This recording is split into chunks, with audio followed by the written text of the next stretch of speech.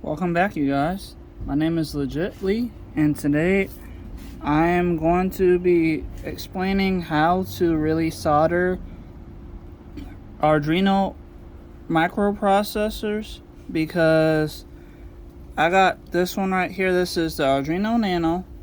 So what I did, I bought a pack of these DuPont female connectors here. You can see these are the pins. Basically these are the male pins. I got male and female ones, but I'm using the males right now. So you can see these two right here, and they're on my prototyping board. Basically it's a it's something you can it's something you guys can buy from like Amazon or eBay, or even probably AliExpress too. I don't really know, but so what I did, I already made sure that because these are long, so I had to snip them to the size that I needed, because each of these holes that I'm going to be soldering to are going to be lined up with these pins, the male pins. So all I gotta do is just place them inside. So I gotta take that one out, but all I gotta do is place these. Oh, I'm sorry, it's this stupid tripod thing. Let me just tighten it up a little bit so it won't fall over. Okay, so all I gotta do right here, I don't know how well you guys can see, let me just lift this up a little bit here. There we go. So all I gotta do is just make sure that they're lined up with the holes. So I have these set up. I don't know exactly how many pins these are. Let me just count. 1, 2, 3, 4, 5, 6, 7, 8, 9, 10, 11, 12, 13, 14, 15. I think there are 15 male connectors. So I'm going to get both sides are 15, I believe, because they're the same size. And you just want to make sure that you have them set up right, because if not, if you put too many, it'll go into the mounting holes that you can put like screws in, like that one over here in this top. So if I just place this onto, oh, it just fell out.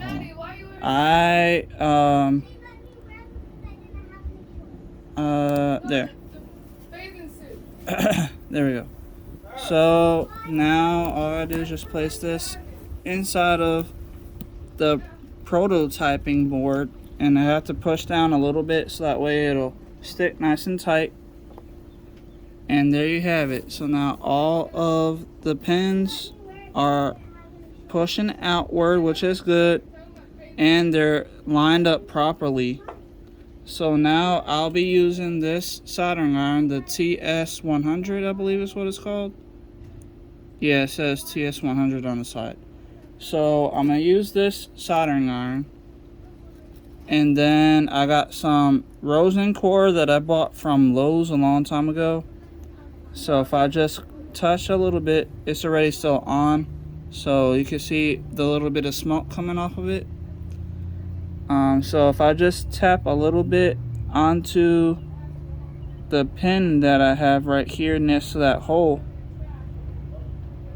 that will actually make it stick. But I need to take that pack off because I got the board upside down right now. I'm sorry, guys.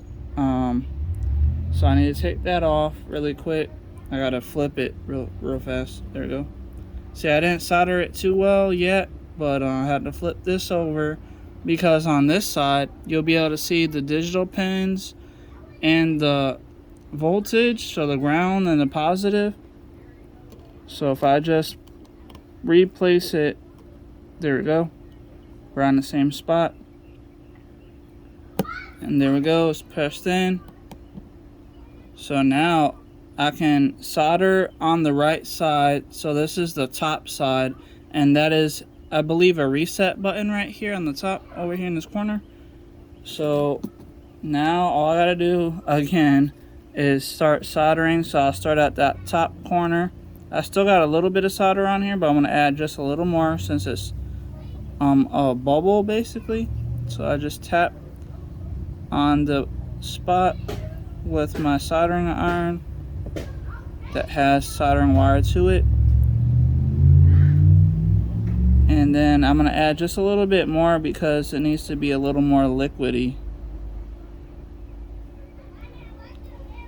And there you go. So now that is one pin, and that is the voltage positive VIN pin, and then the one right next to it is ground.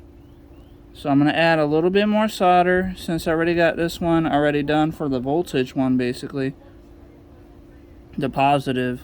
But now I got to do the ground, so I'm going to add a little bit more solder just to make sure I got the ground. There it goes. So that looks good. So now I got two, and then the one next to it is the reset pin, so it says RST. And just make sure that when you're soldering, you don't let the solder stick to each other, because if it is, all you gotta do is just take off whatever soldering wire that you still have on your soldering iron by just using, like I have over on this edge over here, I got, let me just show you. This is a hands, I believe is what it's called. It is a soldering hand that holds my stuff. So over here I got a sponge for like washing dishes inside the square hole that it has, and I use that with some water to clean off my soldering iron to make sure there's no more solder on it. And you can hear that it steams, and then it cleaned it off, and you can see right here there's no more soldering wire on there. So now all I gotta do is make sure that I touch both sides to make sure that I'm not touching anything. I'm going in the center of both pins, like in between the crevice, and that is making sure that nothing is touching each other, like no solder is touching the other solder, because you don't want to fry your board. So it's best to do stuff like that, because if positive and negative touch, it will probably short out the circuit. So now I'm adding a little bit of solder, and now I'm doing the reset pin. And all I do is just tap. You just tap in a lot and drag in the solder wire that you have soldered onto your soldering iron to make sure that it actually stays on there. And this is the 5-volt pin. So the first one all the way at the top over here is VIN, and then this next one is ground, and then that's reset, and this one is 5-volt, 5V.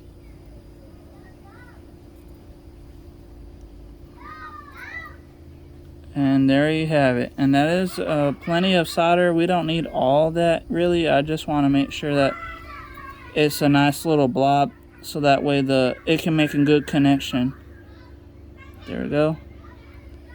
And then the next one is A7, which is analog. So whenever you're doing programming, you have like analog pins for like reading information, like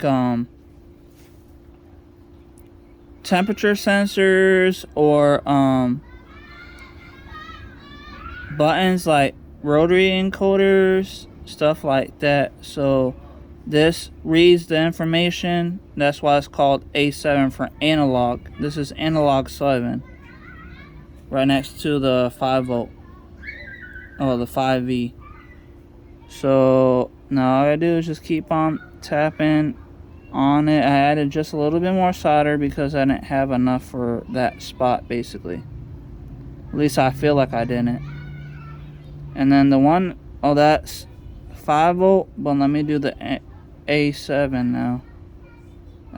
Just made the 5-volt a little high, so I need to take off a little bit of solder from that. And the run right next to A7 is A6, which is analog 6 pin. And that was definitely enough solder left on there to make the A6 work. And I'm gonna clean off my soldering iron to make sure there's no more solder on it, so that way I can fix that 5-volt pin that has that long soldering connection wire right there. So that should clean it up for the most part. A7 looks pretty good for the most part. I'm just touching these up just to make sure that everything is good. There we go. And this will be good for anybody that is interested in like doing prototyping or getting new boards like this Arduino Nano that I have here. You want to make sure that, because some of the buyers will sell you just the board itself without any pins attached to it. So this helps out. So if you do get that, then you're probably going to have to wind up buying a DuPont set that has male pins, so that way you can actually solder your own pins to the board. Now I know this could be pretty daunting for people. I mean, you can just buy the board with the pin already attached, and that would save you a lot of trouble and time, but I don't mind doing it this way.